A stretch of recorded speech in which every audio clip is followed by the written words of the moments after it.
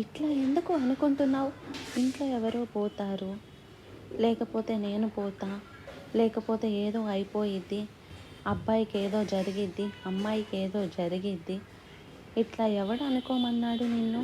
ప్రభువా, పాము వచ్చేసరికి అరే పాము వస్తే దాని తల చితక్కొట్టి నేనున్నానుగా, కాదులే ప్రభువా, నా వెంట పడిందిలే నాయన, అందుకని ఏదైనా జరగబోతుందేమో అని నువ్వు ఏం చేయాలని ఆశిస్తాడంటే, శత్రువు నీకు అది చూపించినప్పుడు నీవు మొదట దాన్ని లక్ష్య పెట్టవద్దు.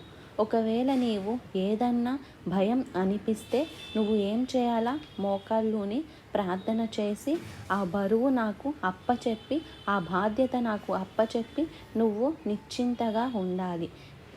నాకు కనబడ్డది, శోధన కనబడ్డది, అనుమానం వచ్చింది. నేను ప్రార్థన చేశా, ప్రభువుకి అప్పచెప్పా, ఆయన నోటీస్ రాసి ఆయనకి ఇచ్చా. అది వదిలేసి ఇక నువ్వు కీడు లేదు, ఏమీ లేదు అని నువ్వు ప్రశాంతంగా ఉంటే వాడు నిన్ను ఏం చేయలేడు. కానీ నువ్వేం చేస్తావు? ఇంత బలవంతుణ్ణి పక్కన పెట్టుకొని వాడు చూపించినటువంటి వాటికి విశ్వసించి, వాటిని గురించి ఆలోచించి, వాటిని గురించి భయపడి గందరగోళం అయిపోయి చివరికి వాడే కదిలి నీ జీవితాన్ని పాడు చేసేటట్టు తలుపులు నువ్వే తెరుస్తావు. ఇది మోసం.